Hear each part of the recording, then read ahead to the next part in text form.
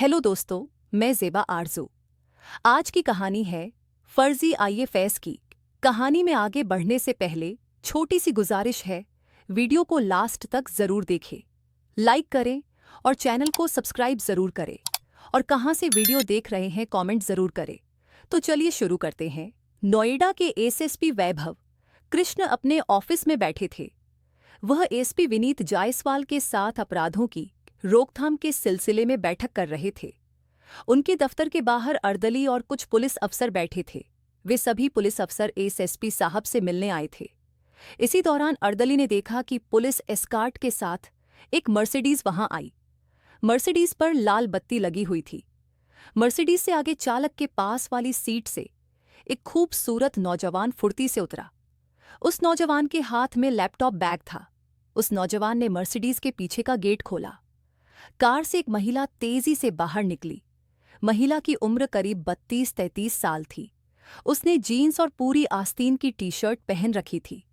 Police की Escort गाड़ी और मर्सिडीज पर लगी लाल बत्ती देखकर अर्दली समझ गया कि आगंतुक महिला कोई बड़ी अफसर है। अर्दली अपने साहब को महिला के बारे में बताने जाता। उससे पहले ही वह महिला तेज कदमों से चलती हुई आई और उससे बोली कि एसएसपी बैठे हैं क्या। अर्दली ने कहा, यस मैम, साहब चैम्बर में मीटिंग कर रहे हैं।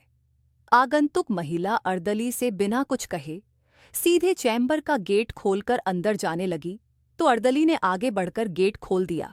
महिला ने चैम्बर में घुसकर सामने सीट पर बैठे एसएसपी की ओर अपना हाथ बढ़ाते हुए कहा, hello Vaibhav, I am Zoya Khan, officer of Indian foreign service. Zoya ma'am, आपसे मिलकर खुशी हुई। एसएसपी वैभव कृष्ण ने अपनी सीट से खड़े होकर जोया से हाथ मिलाते हुए कहा। एसएसपी ने जोया को कुर्सी पर बैठने का इशारा करते हुए कहा, मैम, अभी तक तो आपके ईमेल ही मिले थे या एक दो बार फोन पर बात हुई थी। मुलाकात आज पहली बार हो रही है। वैभव, यार तुमको तो पता है कि इंडियन फॉरेन सर्विस में कितनी मारामारी रहती है। हमें आधा समय तो विदेशों में और आधा समय भारत में रहना पड़ता है। जोया ने एसएसपी पर अपनी रुतबे वाली नौकरी के बारे में बताते हुए कहा, मैं विदेश मंत्रालय में जॉइंट सेक्रेटरी लेवल की ऑफिसर हूं। आजकल मेरी पोस्टिंग यूनाइटेड नेशंस में है। मैडम, बाय द वे, आप कौन से बैच की आईएफएस ऑफिसर हैं? पास ही दूसरी कुर्सी पर बैठे एसपी विनीत जायसवाल ने जोया से पूछा। जोया ने एसपी की ओर नजर उठाकर देखा, फिर उनकी वर्दी पर लगा आईपीएस का बैज देखकर संक्षिप्त सा जवाब दिया, 2007 बैच। विनीत, आप भी यार हर जगह पुलिस की अपनी इंक्वायरी शुरू कर देते हो। एसएसपी वैभव कृष्ण ने अपने साथी एसपी से कहा। फिर जोया खान की ओर मुखातिब होकर बोले, मैडम क्या लेंगी, चाय कॉफी या ठंडा?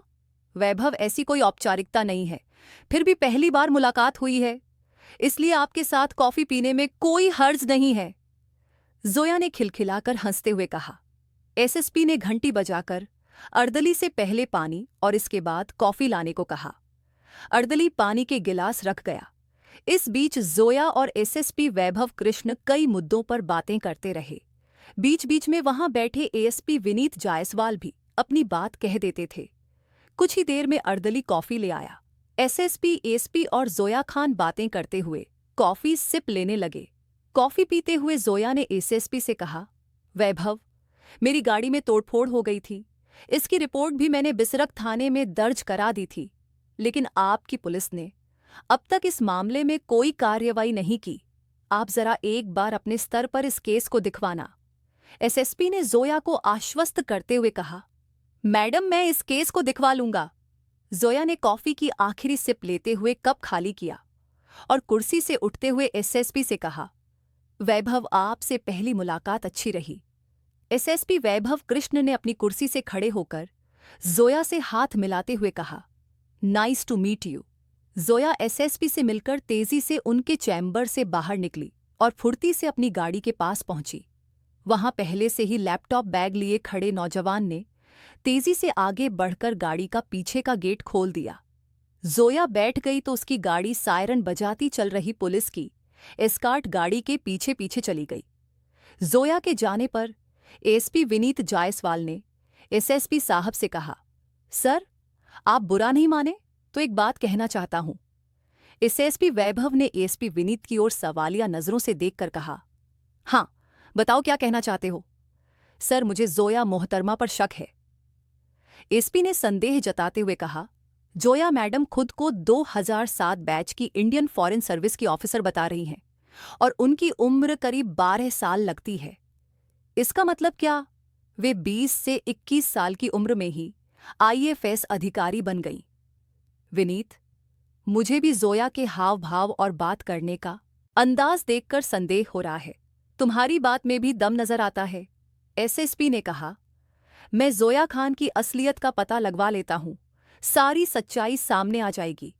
एसएसपी वैभव कृष्ण ने उसी दिन अपने कुछ मातहतों को जोया खान की असलियत का पता लगाने का जिम्मा सौंप दिया। साथ ही उन्होंने साइबर एक्सपर्ट टीम को जोया खान के भेजे एक ईमेल की जांच करने को कहा। यह ईमेल जोया ने एएसएसपी से मुलाकात से कुछ दिन पहले पुलिस एस्कॉर्ट उपलब्ध कराने के लिए भेजा था। साइबर एक्सपर्ट टीम ने जोया खान की ओर से भेजे ईमेल के संबंध में जांच की तो पता चला कि यूनाइटेड नेशंस की असली वेबसाइट सिर्फ 222.what.shehmant है। इसी से मिलते जुलते नामों से भी कई ईमेल आईडी मिली। असलियत जानने के लिए डोमेन नेम की जांच कराई गई। इसमें पता चला कि जोया ने खुद अपने लैपटॉप से बैंक अकाउंट के माध्यम से शहमद नामक वेबसाइट खरीदकर उससे ईमेल बनाया था।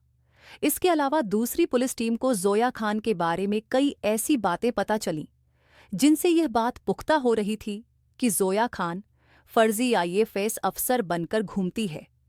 सभी तरफ से जोया खान के बारे में फर्जी अफसर होने की पुष्टि होने पर नोएडा पुलिस ने जोया खान को हिरासत में लेकर पूछताछ की तो उसकी जालसाजी की सारी पोल खुल गई। पुलिस ने पूछताछ के बाद जोया खान और उसके पति हर्ष प्रताप सिंह को 4 अप्रैल को गिरफ्तार कर लिया। पुलिस ने जोया के पास से यूनाइटेड स्टेट्स डिपार्टमेंट का फर्जी diplomatic ID card, 2 laptop, pistol नुमा लाइटर गन, वाकी टाकी wireless set, 4 mobile phone, ATM card, pan card, फर्जी ड्राइविंग लाइसेंस सहित यूएन का लोगो लगी मर्सिडीज कार और नीली बत्ती लगी एसयूवी महिंद्रा कार सहित कई अन्य सामान भी बरामद किए। फर्जी आईएफएस अधिकारी जोया खान और उसके पति से पुलिस की पूछताछ के आधार पर जो कहानी उभरकर सामने आई वह इस प्रकार है। जोया मूल रूप से उत्तर प्रदेश के मेरठ की रहने वाली है। मेरठ के कैंट इलाके में सदर बाजार स्थित तिवारी कंपाउंड में उसके पिता का आलीशान बंगला है। उसके पिता ए खान एमबीबीएस डॉक्टर हैं।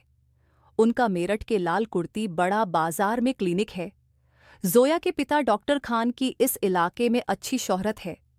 डॉक्टरी के पेशे से उन्होंने अच्छी खासी कमाई भी की है। डॉक्टर खान की 2 बेटियां हैं। बड़ी बेटी जोया ने मेरठ के प्रतिष्ठित स्कूल से प्रारंभिक पढ़ाई की थी। इसके बाद उसने दिल्ली से ग्रेजुएशन किया। दिल्ली यूनिवर्सिटी से जोया ने पॉलिटिकल साइंस में एमए किया। सन 2007 में वह दिल्ली में रहकर सिविल सर्विसेज परीक्षा की तैयारी करने लगी। इसके लिए उसने कोचिंग वगैरह भी की। बाद में उसने यूपीएससी की ओर से आयोजित सिविल सर्विसेज परीक्षा भी दी, लेकिन कामयाब नहीं हो सकी। करीब 6 से 7 साल पहले जोया ने एक बार मेरठ जाने पर अपनी मां को बताया था कि वह हर्ष प्रताप सिंह से शादी करेगी। इस पर पिता डॉक्टर खान व मां ने बेटी को हर्ष और उसके परिवार से मुलाकात कराने को कहा था, लेकिन जोया ने कभी उनसे मुलाकात नहीं कराई। जोया ने नवंबर 2013 में हर्ष प्रताप सिंह से कोर्ट मैरिज की थी। हर्ष प्रताप सिंह उस समय स्टेट बैंक ऑफ इंडिया में प्रोबेशनरी अफसर की नौकरी छोड़कर सिविल सर्विस परीक्षा की तैयारी कर रहा था। शादी के बाद हर्ष प्रताप सिंह ने सिविल सर्विस परीक्षा भी दी, लेकिन वह सफल नहीं हो सका। हर्ष प्रताप के पिता उत्तर प्रदेश में एक सरकारी विभाग में जॉइंट कमिश्नर हैं। जोया खान ने अच्छी खासी पढ़ाई की थी। उसकी तमन्ना प्रशासनिक अफसर बनने की थी, लेकिन वह परीक्षा में सफल नहीं हो सकी, तो उसे अपने सपनों पर पानी फिरता नजर आया। पति हर्ष प्रताप भी सिविल सर्विस परीक्षा में पास नहीं हो सका था। करीब 2 साल पहले जोया ने अपने सपनों को पूरा करने और अफसरों जैसा रुतबा हासिल करने के लिए फर्जीवाड़ा करने की योजना बनाई। उसने इंटरनेट पर यूनाइटेड नेशंस सिक्योरिटी से संबंधित सारी जानकारियां जुटाईं। इसके बाद उसने गो डैडी डोमेन से फर्जी email ID security chief United nation security council .org के नाम से बनवाई और इसे रजिस्टर्ड करवाया। इसके लिए जोया ने यूनाइटेड नेशंस ऑर्गेनाइजेशन के लोगो व अन्य सूचनाएं फर्जीवाड़े से हासिल कर उपलब्ध करवाईं। इसके बाद जोया ने खुद का United Nations Organisation Security Council का आईडी कार्ड और विजिटिंग कार्ड बनवाए। जोया ने खुद का एक डिप्लोमेटिक आईडी कार्ड भी बनवाया। इसमें खुद को न्यूक्लियर पॉलिसी अफसर बताया गया। वॉशिंगटन से जारी इस आईडी कार्ड में जोया की तैनाती अफगानिस्तान में बताई गई थी। इसके बाद जोया ने उत्तर प्रदेश के एक जिले के एसपी को United Nations Organisation Security Council के नाम से ईमेल भेजकर पुलिस एस्कॉर्ट मांगी। जोया को इस ईमेल पर पुलिस एस्कॉर्ट सुविधा मिल गई। पुलिस की सुरक्षा में इधर उधर आना जाना, हर चौराहे पर पुलिसकर्मियों की ओर से सैल्यूट देने का रुतबा जोया खान को पसंद आ गया। फर्जी अधिकारी बनकर दिखाती थी रुतबा। जोया ने खुद को भारतीय विदेश सेवा की अधिकारी के रूप में प्रचारित करना शुरू कर दिया। मेरठ में भी वह खुद को आईएफएस अफसर बताने लगी। वह किसी को भारतीय विदेश मंत्रालय में संयुक्त सचिव बताती, किसी को वह यूनाइटेड नेशंस की सिक्योरिटी काउंसिल की न्यूक्लियर पॉलिसी अफसर बताती। जोया ने अपनी मर्सिडीज गाड़ी पर यूनाइटेड नेशंस का लोगो भी लगवा लिया था। एसयूवी कार पर नीली बत्ती लगवा ली थी। भारतीय विदेश सेवा की अधिकारी के रूप में जोया खान मेरठ, गाजियाबाद, नोएडा, गुड़गांव, अलीगढ़, मथुरा, मुरादाबाद आदि जिलों के एसपी या एसएसपी को यूनाइटेड नेशन सिक्योरिटी काउंसिल के सिक्योरिटी चीफ की ओर से ईमेल भेजकर पुलिस सुरक्षा की मांग करती थी। जोया खान ने अपने मोबाइल में वॉइस कन्वर्टर ऐप डाउनलोड कर रखा था।